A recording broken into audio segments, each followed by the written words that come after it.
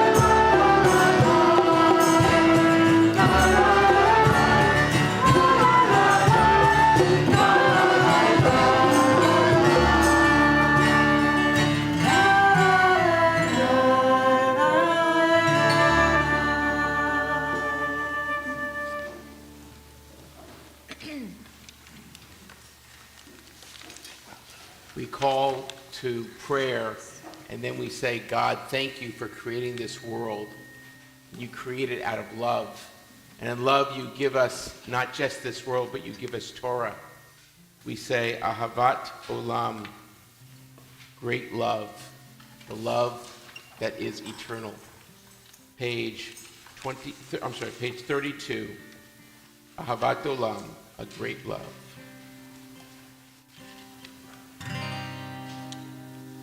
Ahavat Olam Beit Yisrael. Ahavat Olam Beit Yisrael. Ahavat Olam. Ahavat Olam Beit Yisrael. What a great love. Great love.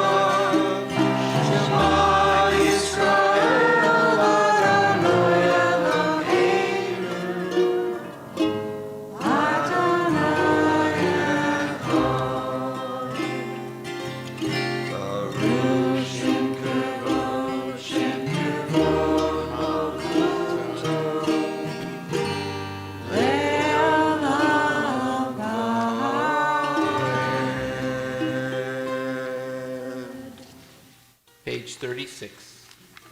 ואהבת את אדוני אלוהיך בכל לבבך ובכל נפשך ובכל מאודך, והיו הדברים האלה אשר אנוכי מצווך היום על לבבך.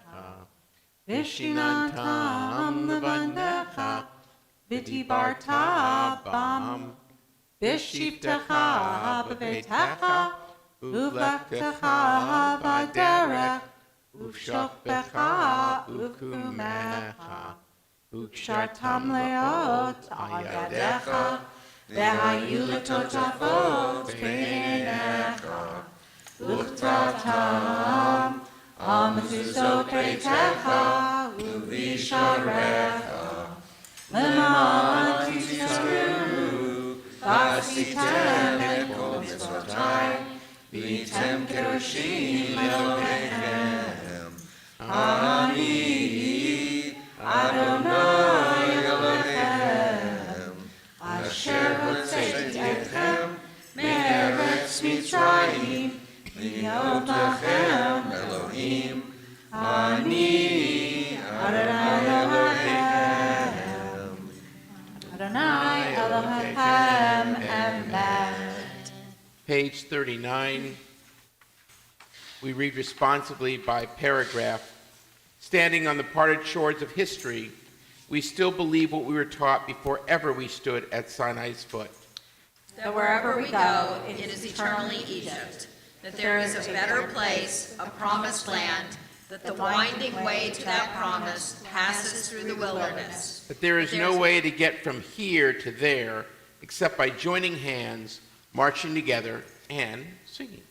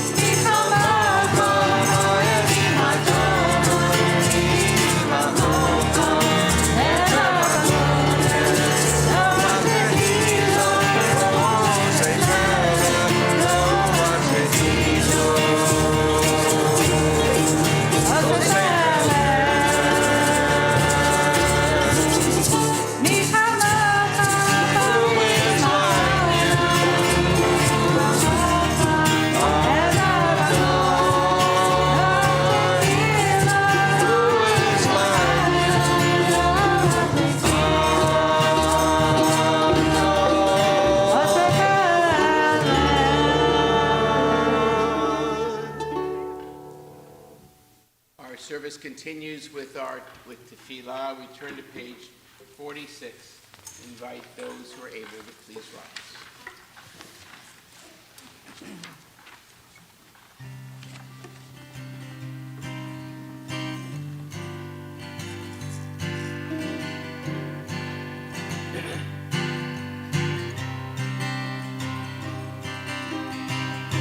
Na na na na na na na.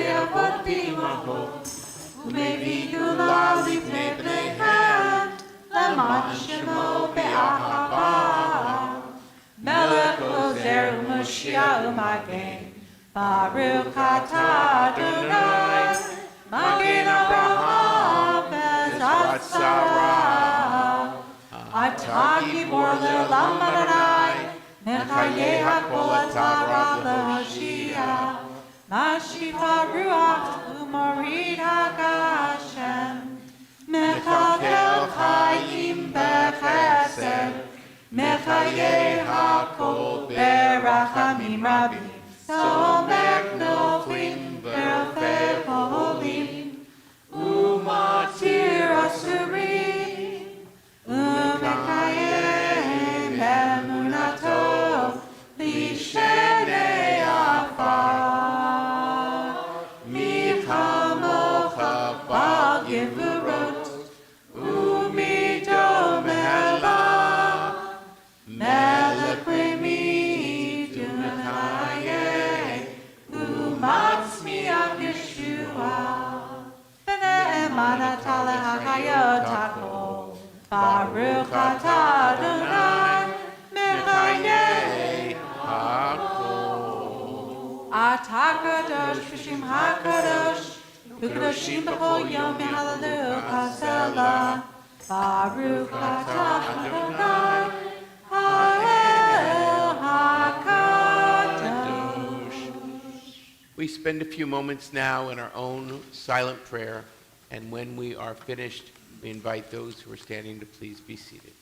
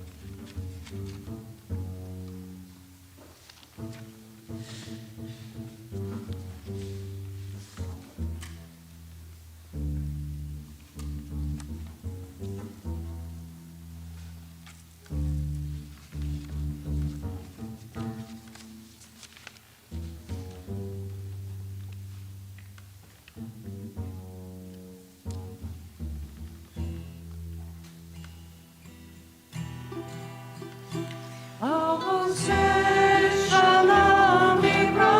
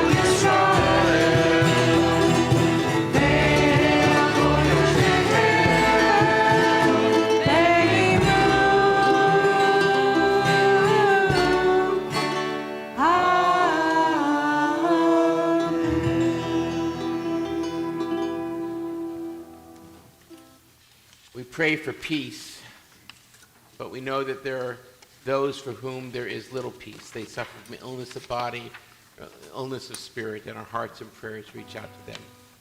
We turn to page 253 in our prayer books for the Misha Barak prayer.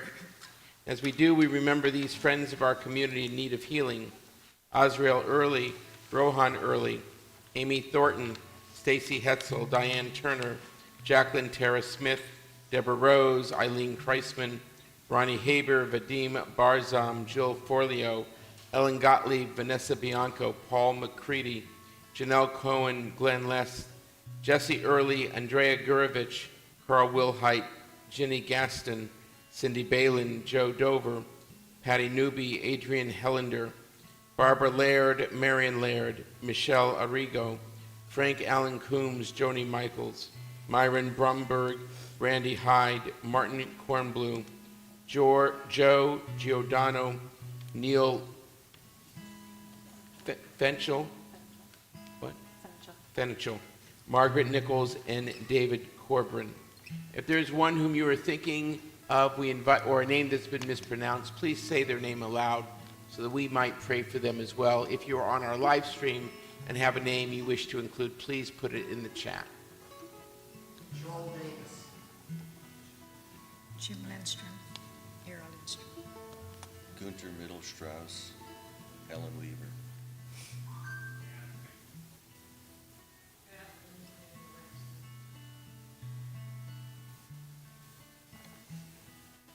For those named and for those unnamed, together we pray.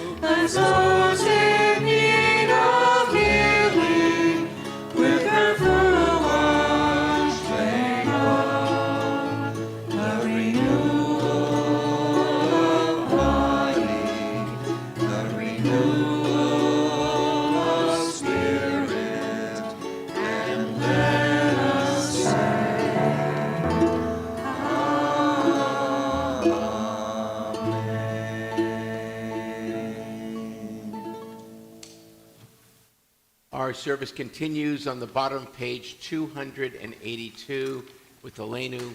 We invite you to rise in body or spirit.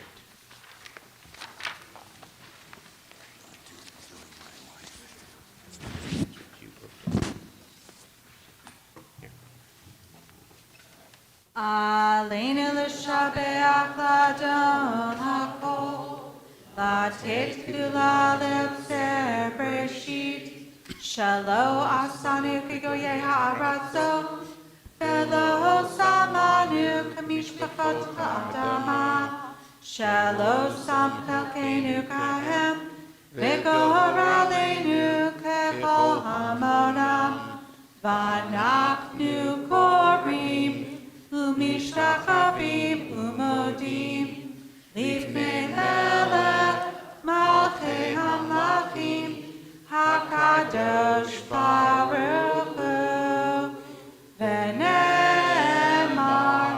v'haya Adonai, v'melech al kol haaretz, v'yom ahu, v'yom ahu, Adonai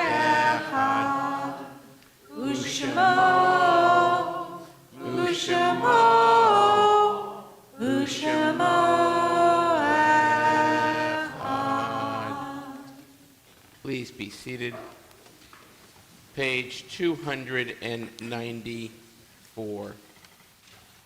As our prayers this Shabbat come to a close, we take a moment to remember those who are no more. We especially remember three who have been taken from our midst most recently: Harold Alexander Weinbaum Jr., uncle and great-uncle of Rachel and David Seidman and their children Eliana, Asher, and Gabriel. Remember Rabbi David Ellenson, Chancellor Emeritus of Hebrew Union College, Jewish Institute of Religion. And we remember Lindsay Robinson, friend of Arnie Goldstein. In addition, we remember those whose Yortzites occur at this time: Joyce Baskin, Mark Bassuk, Pearl Dover, Shirley F. Edelson, Phyllis Gersh, Hilda Goldstein, Brian Hale, Victor Joseph, Lee Kassoff, Shirley Klass, Shirley Knopf, Shirley Lewis, Rebecca Miller, Annalise Nathan, Evelyn Rodriguez, Ezra Moshe Shechmeister, and Susan Rachel Ziff. If there is one whom you are remembering this evening or a name that is mispronounced, please say that name aloud so we might honor their memory. And again, if you are on live stream and wish to place a name there, please do.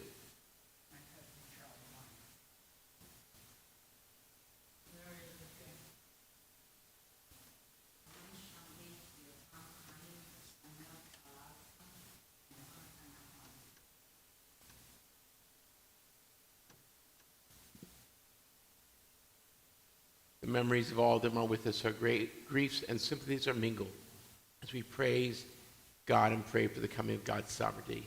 We invite you to rise and body your spirit, page 294.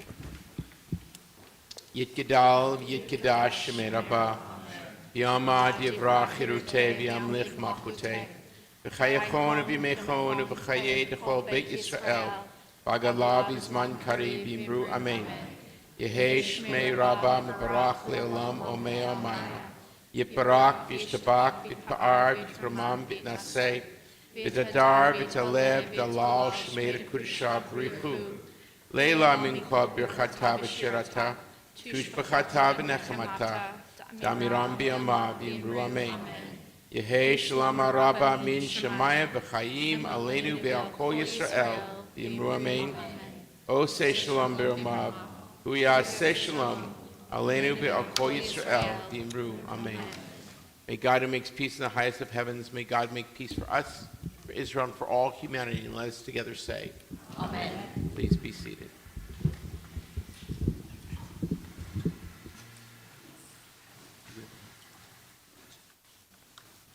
Keith?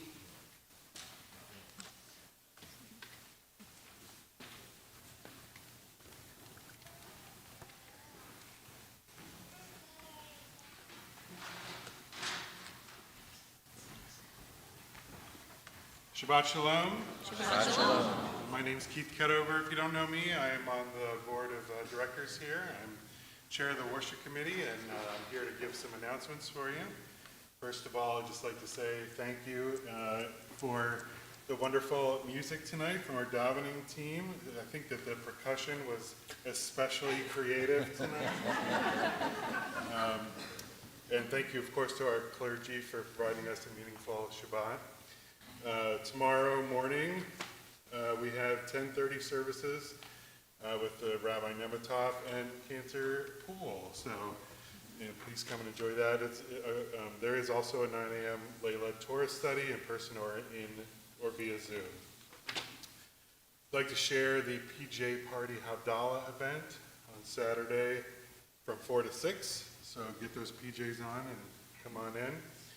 And I'd like to remind you that there's a survey, a shared visioning survey. Please fill that out. It should take you about 20 minutes and help you determine the future of our congregation. And I don't think it would be complete to do board duty without reminding you that the annual campaign is still there to contribute to. So please, if you haven't done so, get it in under the wire so you can get that on your taxes for the year. But happy belated Hanukkah. I wasn't here to be able to celebrate with a lot of you tonight. And Shabbat Shalom. Thank you for your time. Shabbat shalom, everybody. This is the second davening team in a row where my husband has been sick, so for your patience. All right, well, it is my distinct pleasure to introduce our guest speaker tonight, Josh Tuninga and his family, as you may have read in the email, have a very strong connection to Temple B'nai Torah. Josh grew up here, and I got an email from Rabbi Morel introducing us after Josh shared that he had published his book, and so I jumped at the chance to bring Josh to our congregation. We're always very proud of all our homegrown folks, right? Yeah. Not me, all the other people. So Josh, in addition to growing up here at TBT, and Cantor David, I know, was a big mentor to Josh. That is cool that you found a black egg shaker. Awesome.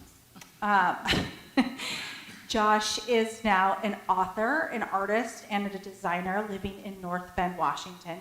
After studying fine art at the School of the Art Institute of Chicago, he founded an art and design agency where he continues to work as its creative director. His work has been published in Communication Arts Magazine and How Design Magazine, and he was awarded with the Communication Arts Award for Excellence in Illustration. And he's also the author of the children's book, Why Blue and Dream On, and now We Are Not Strangers, which has been awarded a Four Culture Heritage Grant. This is his first graphic novel. Josh is going to be sharing a little bit about both his family's story and also sort of his process of how he came to make this graphic novel. And then after the service ends, thank you, he will be out at the Oneg, and he's happy to sign copies of the book. And we were unsure.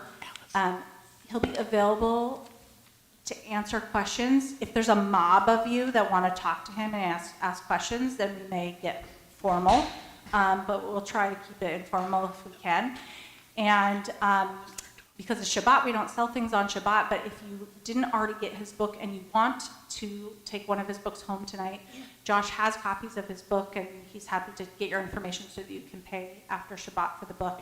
And if you haven't already gotten the book and had a chance to look through it, it's gorgeous. And if you have any connection to Seattle, which you all do, or the specifically the Sephardic community here, or also the Japanese community here, there's some really beautiful, like, it's a quick read because it's a graphic novel, but you can just dwell in all the pictures. There's like beautiful little Easter eggs about things about the two cultures. So we're going to learn more about that.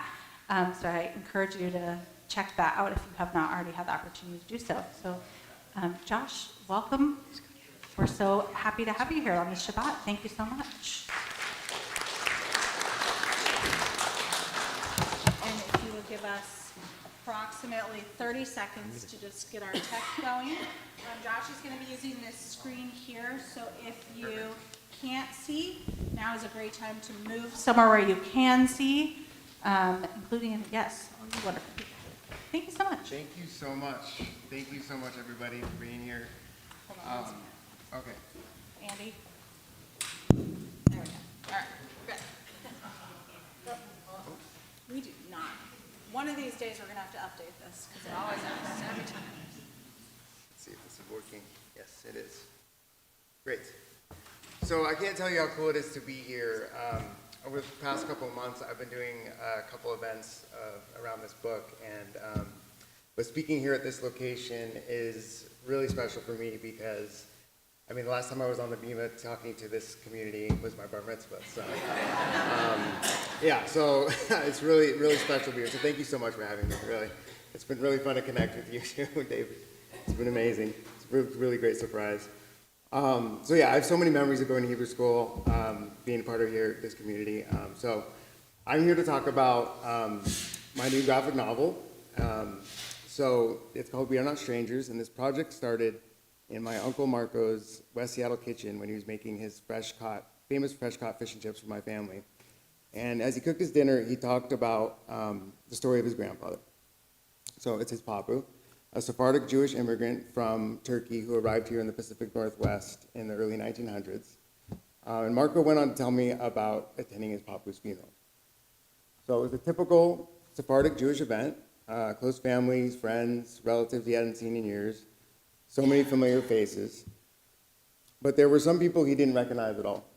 And a handful of Japanese American guests began to arrive, and nobody who knew who they were or why they came. And what Marco found out is that his papu would help these families when they were forced out of the neighborhood and incarcerated during World War II. So his story only took a couple minutes to tell, but for the next few days, I just couldn't stop thinking about it. How does a Jewish immigrant with family still overseas, threatened by the Holocaust, end up helping out his Japanese American neighbor here at home? Did they stay in touch after the war? Were there other similar stories? So I had a ton of questions, so I went back to interview my uncle Marco. There's a drawing of him. And together we started to do some research to see if we could find out more about the story. And so we talked to our families and people from the old neighborhood and to see if we could dig up some details about what had happened. And so we knew that Marco was named after his papu, Marco Calvo, a Sephardic Jewish immigrant. His papu had spent the beginning of his life on the small fishing island of Marmara. And the region was becoming very unstable for Jews at the time. So Marco and many other Sephardic Jews from the area came to America in hopes of better life, and many of them arrived right here in the Northwest. And so I went into the Ellis Island Immigration Database and found his official immigration documents from when Marco Calvo immigrated to Seattle in 1920. And we knew when he was young, he lived in the Central District, and he worked at Pike Place fishing markets, which at the time were primarily Japanese and Jewish owned. And we knew that Marco Calvo owned and ran the Ferry Dock Tavern at Pier 52 down by the waterfront. And we talked to several people who remembered him. So we were digging up a lot of vague details here and there, but as the weeks went by, we just weren't getting that far. So Seattle had changed a lot since the 40s, and people who would have any idea of what would happen about the story had died a long time ago. But I kept asking around, and as I talked to people, I kept hearing this name pop up in conversations. A name you probably have heard. I just kept hearing, you've got to go talk to Devin Narr. You got to go see Professor Narr at UW. And so I looked him up, and Devin is the professor of Sephardic Jewish Studies at the University of Washington. He's the author of many books about Sephardic history. So I decided to reach out to him, and he agreed to meet on campus. And so that first meeting is when I realized that this story was much more than just some family folklore. Professor Narr started talking about the parallels between the Sephardic Jewish and the Japanese communities in Seattle. And I started to learn about the Seattle Central District, and which is a place where immigrants and minorities who were blocked from living elsewhere at the time had the opportunity to get to know each other as friends and neighbors. And I started to learn about other stories of people who reached out to help their neighbors during the war. So at that first meeting with Devin, he gave me a ton of resources, information, encouraged me to start digging into my own personal history and stuff like that. So, word of warning, if anybody wants to do a project and reach out to a historian, they're going to give you a ton of homework. So I didn't expect that. So when I first heard the story, I thought this was going to be a simple story about a Jewish guy who helped out his neighbors.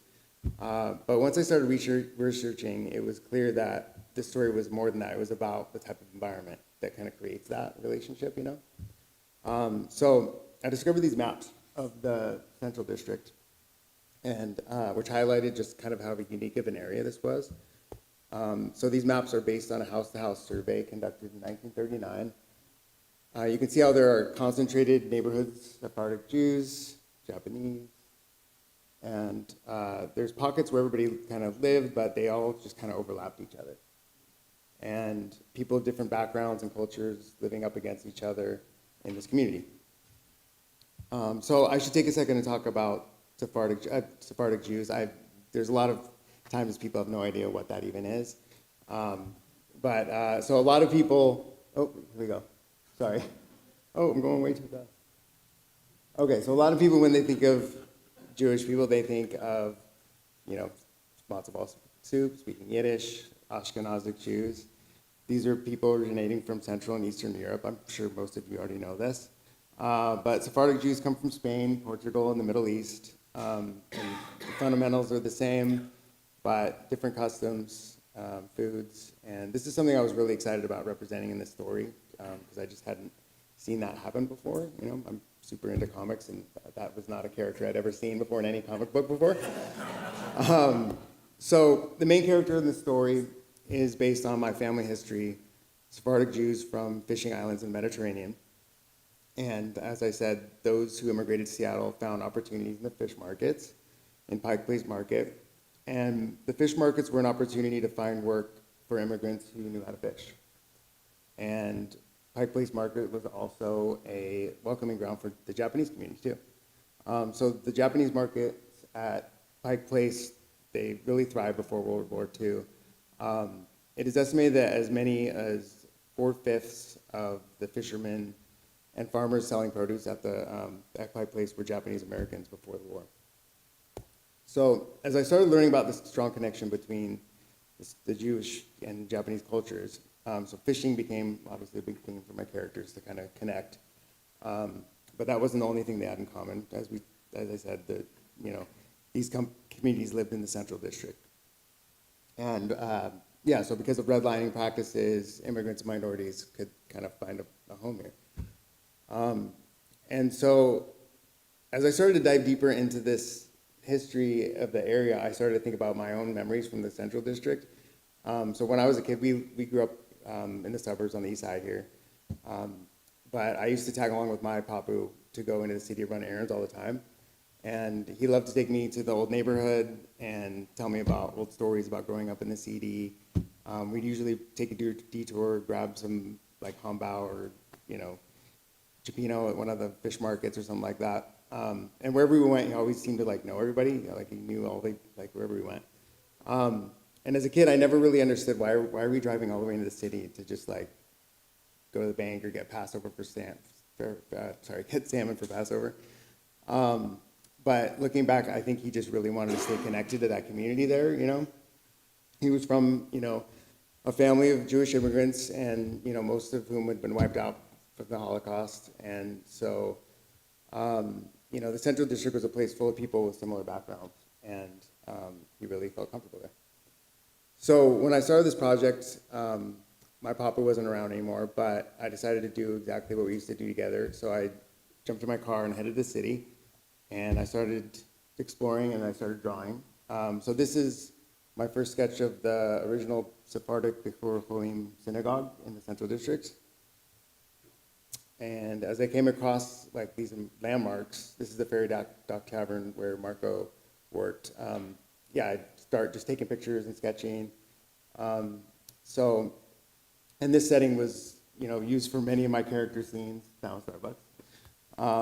And the more I kind of immersed myself into these different environments, I was really able to kind of solidify the scene or the setting of the story, which is in the Central District. And so important landmarks like these, this is Washington Hall, which is a historic public dance and music hall. Still there, and which it was a gathering place and settlement house for immigrant cultures. So reference material was a big part of this project, and that was the same when I was designing my characters. So I used a lot of old photos that I'd grab and gather from the time period, and I just used to design my characters. And I started using some of the information I was learning about where our family came from and the artwork. And I used a lot of newspaper headlines in my stories. As that was a great way for me to, if I was confused about the time period, I'd look up an old headline and use that as kind of to orient myself. And I just started including those in my characters, what they were reading. And I also used a lot of reference photos that I found online. But every once in a while, I'd run into an idea for a character to be in a pose, and I couldn't kind of get a reference for that. And so, like, I couldn't envision it in my head, so I would have my family pose for me. So I wanted to show a couple of these. These are kind of funny. My family's like constantly subjected me rushing in, and because I have an idea and I like take a picture of them in some strange pose, make them wear things, and they have no idea what's going on or what the context is. This next one's pretty ridiculous. They have no context for what's happening, so it's really nice to have them willing to do this stuff for me. So in the same way I rely on the reference material for my artwork, it's the same with like the storylines that I was working with. So I really wanted all the things that happened to these characters to come from real true stories and anecdotes that I picked up along the way. And one of the most valuable places for source material that I discovered was densho.org. So densho is a Japanese incarceration archive based here in Seattle. And this is where I started to learn about what happened to the Japanese American community here in Seattle during the war, which I don't know about you, but I had, this was barely on the radar for me in school when I was in school. I mean, I learned a lot about the Holocaust, which was a big part of my education in Hebrew school and public school, but the incarceration camps were just, we barely brushed over that history. And what I definitely didn't put together when I was younger, until working on this project really, was that these events were happening simultaneously, So the main character in this story is kind of faced with this dilemma. And as a Jew, he's relying on the US as an ally against the Nazis, but at the same time, his Japanese American friends and neighbors are being forced into camps right here in America. So this is something I hadn't even thought about, and when I discovered Densho, I started to learn a ton of things that I hadn't heard before. So after the attack on Pearl Harbor, 120,000 Japanese Americans were stripped of their rights, forced into camps under suspicion of disloyalty to the United States. And most people lost everything, including property, businesses, possessions. 2/3 of the people in prison were born right here in America. So they were native-born American citizens. Not one prisoner was ever found guilty of any crime. And when they were released, they came home to virtually nothing and had to start their lives over from scratch.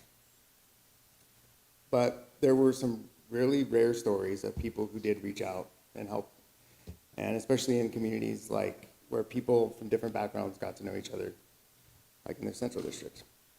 So there are stories of people who rented out their neighbors' homes for them and collected rent money to pay the mortgage, like that's like in my uncle's story, in Marco's story. There are stories of people who helped out by keeping businesses afloat, storing people's possessions, caretaking properties. So when they were finally released from the camps, their neighbors still had something to come home to. So the more stories like this I learned about, I could kind of weave them into this historical fiction narrative. So I spent a lot of time on Densho and researching the stories, watching videos, archives, stuff like that. And eventually I decided to reach out to them for help, and they were just absolutely amazing. I worked with historians and staff there, which they provided read-throughs and feedback and pointed me in other directions for resources and stuff like that. So Densho was founded by Tom Ikeda, who he wanted to document and share World War II Japanese incarceration history. So he conducted 250 plus video oral history archives that are all there. And there's just one that I wanted to kind of share with you. So it's the story of Aki Kurose, and you might recognize that name. She was a well-known educator, peace activist in Seattle. Seattle Public Schools honored her by naming a middle school after her. And in 1941, she was, the story goes, she was a 10th grader at Garfield High School, and that's when Pearl Harbor was bombed, and which in this interview she recalls in great detail. And after the initial shock and chaos that followed, she remembers going back to school for the first day, and she remembers walking to class, and one of her favorite teachers comes right up to her and just comes up to her and says, "You people bombed Pearl Harbor." And so Aki talks about how kind of threatened she felt, and how up until that point she thought of herself as just a normal kid and all of a sudden she was just like an enemy, just like that. And so that was one of the themes I really wanted to kind of address in this book. I kept asking myself, like, how is it possible that people and friends in these communities can like just so quickly change to becoming their enemies? And so from what I learned, this doesn't just happen out of the blue. So this is a drawing of, the main character just walking in town during the time. And so, yeah, as we know, like media and politicians can promote this kind of climate of fear and misinformation, sensational news sells, we all know that. So during times of conflict, the narrative of dehumanizing these groups of people and making them seem dangerous can spread really quickly. And so these messages can be really powerful, and that's why it's pretty rare that we hear about people reaching out to help. So one of the things I learned from Densho is they talk about this idea of bystanders and upstanders. So the character in We're Not Strangers is an upstander. He goes against what he's being told about people, and he reaches out to his friend and finds out how he can help. And most people are bystanders. They may know something doesn't feel right, or they might just kind of like grumble about something, but they kind of wait till it plays out and kind of sits back and waits. So I want to take just a few minutes to talk about how cool it was to kind of collaborate with these organizations. As an artist, I'm just usually just hunkered down, just working. And so every time I'd reach out to somebody, it was just a really great way to like this story to just kind of grow. One of the other organizations I worked with was For Culture, which is an arts and culture organization in Seattle. And I'd never applied for a grant before, but if anybody's thinking about doing that, you should definitely check out For Culture's cultural grant opportunities. They're amazing, amazing place. I also connected with the Washington State Jewish Historical Society, similar to Densho, that they have amazing archives, resources, and stories. They have events, and so definitely check that out if you are interested in history, the local history here.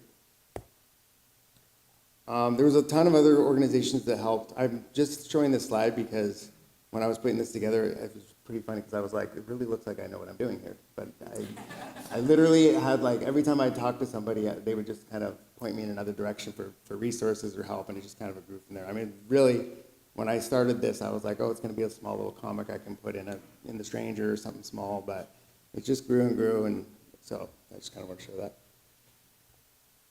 I also relied on conversations with local authors. These are some great books. Let's see. Ken Mochizuki, he wrote the foreword for We Are Not Strangers, which is really neat. So that was kind of a cool connection. So a lot of times in interviews, I would hear people mention an important landmark that I could like incorporate in the background of one of my scenes. But sometimes my conversations with people would turn into a completely new chapter, so I wanted to kind of share a couple of those. So one example is I knew the Sephardic Bechor Cholim synagogue was an important Seattle landmark, so I really thought it'd be cool to have a scene there. But I had no idea what temple was like in the 40s, and so I asked around, and one of my mom's best friends, Debbie, had this early childhood memories of going to synagogue. And she told us about the women's section in the balcony where people would gossip and shush each other when the rabbi was trying to speak. And so I used that as the foundation for one of my chapters. Another example of a conversation that led to a whole new chapter, we have the family friend Linda Suyama, who owns a Zuma gallery in Seattle. And it's an amazing Japanese gallery. If you haven't seen it, you should definitely go check it out. So when I met with her and I went to the gallery and just kind of told her about this project, and she brought out these woodblock prints. She just kind of had them out, and we were talking about it. And so the woodblock prints kind of ended up becoming the focal point of this scene of a father reaching out or talking to his daughter about their family origins. And so yeah, the prints kind of just became a unique way for the characters to discuss their family history. So there's one more example I want to talk about of a chapter, or like an interview that turned into a whole chapter. So I kept hearing about Link's Tackle Shop, and it was a Japanese-American owned store in the Central District, and I thought the tackle shop would be a great setting for one of my scenes. So I got in touch with the owners, Gary and Maria Babu, who were nice enough to have me come to their home and just kind of interview them about what the shop was like. And I told them that my story was about people who reached out to help their neighbors during the war, and when I said that, they both kind of looked at each other and smiled. And so Jerry went on to tell me about his dad, who was an immigrant from Japan who struggled to make a living in Seattle. And before the war, his taco shop was kind of really starting to take off, and the family was feeling stable. But one day, he takes his family up to ski up at Snoqualmie Pass. And when they drove back into Seattle, they find out that Pearl Harbor had been bombed. And it wasn't long after that that they were forced to close the shop and evacuate to Puyallup Fairgrounds, which was the assembly center where they'd be held for months before being forced into camps. So after years living in the camps, the family returns home, and to their surprise, there's this Jewish insurance agent friend of theirs who had continued to pay their insurance premiums while they were gone. And so when the policy matured, the family received a payout, and thanks to that, they were able to reopen the shop. It was just like a really incredible moment, just because I had no idea I was even there to interview about that, and it just like these stories just keep coming out, And it's crazy because after the launch of this book, more and more of these stories, I just keep hearing people coming, telling me, oh, there's a story about this, and so it's really been neat. This insurance agent even checked up on their shop while they were gone and stored some supplies for them. There's a lot more to the story, and I was actually able to record them and put it on the Densho archive, so that's kind of, if you ever want to check that out. So this was just another example of the kind of stories I kept hearing that I could kind of weave into the story. So to close up, so this book has been out for, a couple months now, and at the beginning I kept getting asked why are these stories so relevant today? There's still a lot of ignorance and violence out there, as we unfortunately see on the news all the time. I just heard of another story just recently, that just came out about this. So this kind of stuff affects our communities right here in our own neighborhoods. And sometimes it feels like the cycle of conflict just is never going to end. I'm sure I'm not the only one that feels pretty hopeless lately about stuff in the world. But these true stories of real people from different backgrounds working together and helping each other during times like this, I think we can all agree that's something we could use a lot more of right now. Sometimes it feels like we're almost encouraged to look at each other as strangers. And I hope that the stories that I've highlighted in this book, just act as a reminder that it just doesn't have to be that way. So, thank you very much for having me. Really appreciate it.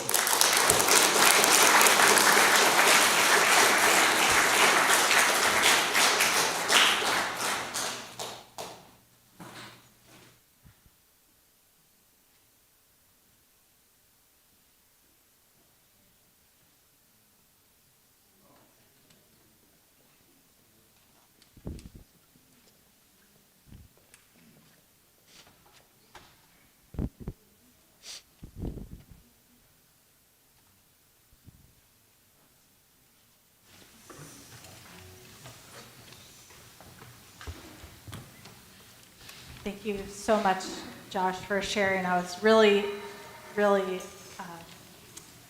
enlightening. Very cool to see sort of how you took all those pieces, and very cool to see the pictures and then how you turned that into art and all of those. So it's amazing. So thank you so much for sharing with us. So we're gonna finish out with one final song, Two Blessings.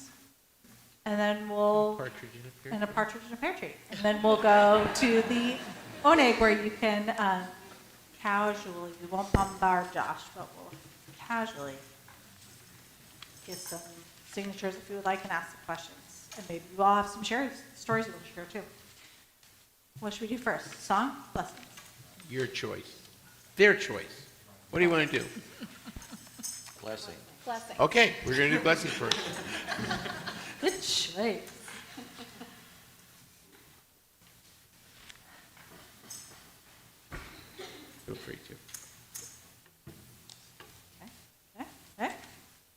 Baruch atah Adonai Eloheinu melech haolam borei peri hagafen. Hi. Okay. Do we have anybody under 4 feet tall? If you're under 4 feet tall, come on up here. Come on up here. Come on. Your grandmother is what we said. Come on. Milo, come on. Okay, ready? Put your hand on the collar. Zion. Ready? Should we do it? Baruch atah Adonai Eloheinu melech haolam hamotzi lechem min haaretz Okay, grab a piece. Grab a piece. Grab Okay, it. Avon. We're going to end with our song Olam Chesed Yibaneh, that together we can create a world of love that God imagines for us. Please join us.